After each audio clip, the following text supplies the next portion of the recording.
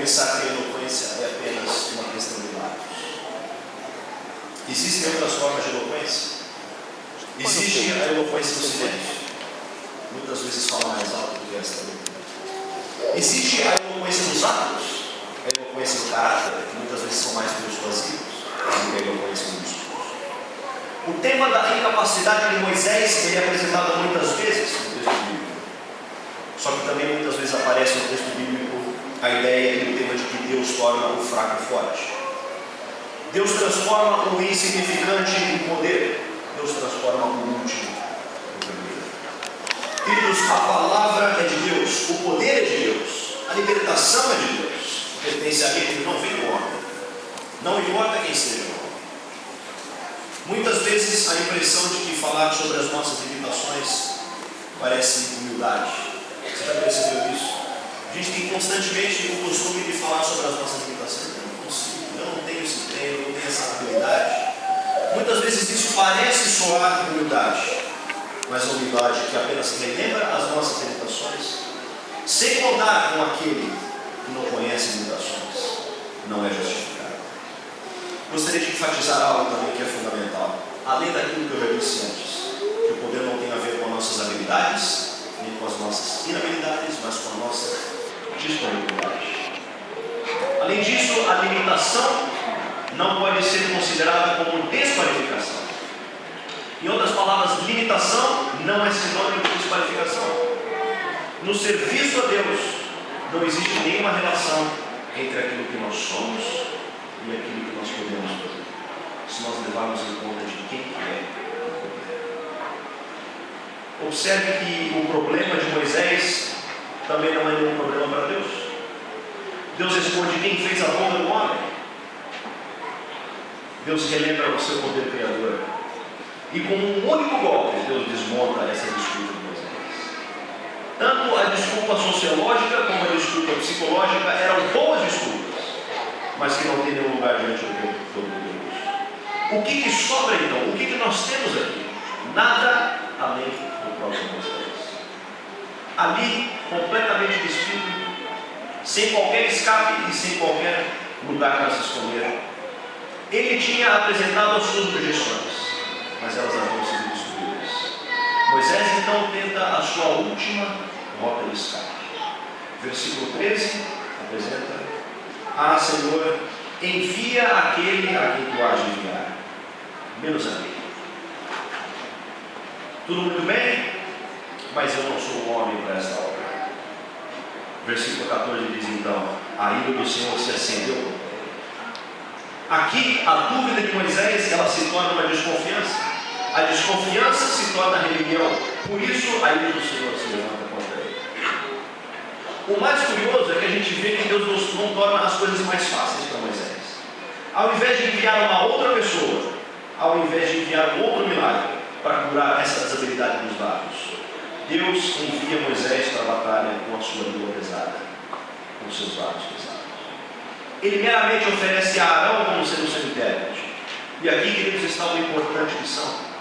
Muitas vezes nós pensamos que nós precisamos curar os nossos traumas, as nossas incapacidades, para então servirmos na obra de Deus, para então trabalharmos naquele trabalho que Deus colocou em nossas mãos, para que então nós possamos vencer os nossos obstáculos. Mas a lição aqui é clara: muitas vezes Deus não cura os nossos traumas. Muitas vezes Deus nos usa exatamente como estamos. A cura de traumas, frequentemente, ela leva tempo. Deus quer usar você e a mim agora, da maneira do Senhor. Versículo 16 diz: Ele será a tua boca, Ele falará com você. E fazendo assim, Deus torna as coisas mais difíceis para Ele mesmo. Só que Deus deseja libertar o seu povo não com um poderoso eloquente, com um grande orador. Ele deseja realizar o seu propósito com essa dupla, no mínimo, curiosa: um pastor de ovelha e um sacerdote envelhecidos, um com 80 e o outro com 83 anos. Queridos, este é o início de uma grande intervenção de Deus na história. O Senhor estava determinado a conduzir os seus propósitos, os seus interesses, apesar das desculpas de Moisés. Moisés entende e permanece em silêncio. E é exatamente neste ponto em que começa a sua grandeza. seu povo. Quando ele simplesmente baixa a cabeça e começa a rota ao obediência. Moisés tentou resistir. As suas desculpas psicológicas e sociológicas não haviam ajudado. E agora, no que quer que ele faça, ele precisa depender completamente de Deus. Duas perguntas fundamentais ficam então na história. Primeira pergunta: por que a escolha tinha que ser sobre alguém tão incapacitado? Deus poderia ter escolhido outro. A lógica humana parece não entender isso. Não poderia Deus encontrar alguém mais preparado? Alguém melhor capacitado? A segunda questão: por que Israel, ou por que as próprias Escrituras não esconderam este fato vergonhoso da vida de Moisés? Quando nós lemos as grandes biografias, as biografias dos grandes vultos, nós não encontramos esse tipo de fraqueza. Só que eu acho que essa segunda pergunta é mais fácil de se responder. O culto à personalidade, o culto ao homem, ele era proibido no contexto de Israel. Afinal, não foi Moisés que libertou o povo, quem guiou Israel para fora do Egito, mas foi Jeová. Através de Moisés, sim, mas muitas vezes apesar de Moisés, apesar das suas limitações e objeções. Em segundo lugar, a primeira questão que é mais relevante para nós: Deus realiza os seus propósitos através de pessoas comuns. Deus realiza os seus propósitos através das nossas limitações, através da nossa humanidade, através das nossas desabilidades e das nossas fraquezas. Isso parece ser parte da matriz da revelação de Deus. Deus usar as coisas loucas para confundir as sábias. Deus usar as coisas que não são para confundir aquelas que parecem ser. É lógico que eu estou aqui defendendo a ideia de despreparo. A própria Ellen White diz que o nosso primeiro dever para com Deus e com os homens é o nosso preparo pessoal. O problema muitas vezes não é o nosso preparo. Muitas vezes o nosso problema é um preparo não consagrado. O orgulho, diz a própria palavra de Deus, ele precede a ruína. A arrogância acaba destruindo a nossa capacidade de servir na obra de Deus. Por isso nós não podemos confiar no nosso preparo. Nós precisamos confiar naquele que tem. Deus escolhe as coisas que não são para anular aquelas que parecem ser, para que ninguém se orgulhe diante dele. Queridos amigos, queridos irmãos, algumas vezes a nossa leitura do nosso mundo ao redor, ela nos intimida, ela nos paralisa. O grande Martin Luther King, ele disse a extraordinária frase, cunhada na sua luta pelos direitos civis na América. Ele disse, ao analisar a condição dos negros americanos, ele disse: a paralisia da análise. E muitas vezes, quando nós analisamos a condição, as circunstâncias, nós ficamos também paralisados. Outras vezes é o conhecimento de nós próprios que nos paralisa, e chegamos muitas vezes a pensar que Deus depende das nossas circunstâncias e das nossas capacidades. Queridos, quando Deus toma o que Moisés tem nas mãos, Ele está repreendendo essa mensagem. Ele está repreendendo essa noção nossa de que o sucesso tem a ver com o talento e tem a ver com o pecado, tem a ver com a nossa ideia de poder.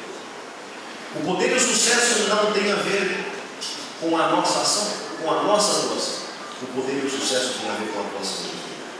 As pessoas que Deus escolhe, as pessoas que Deus envia, são aqueles que, não podendo confiar em si mesmo, passam a confiar completamente em Deus, naquele que é o Todo-Poderoso, naquele que é o Alfa e o Ômega, aquele que tem a chave de todas as portas. Assim, eles se tornam apenas canais, através dos quais o poder de Deus pode fluir.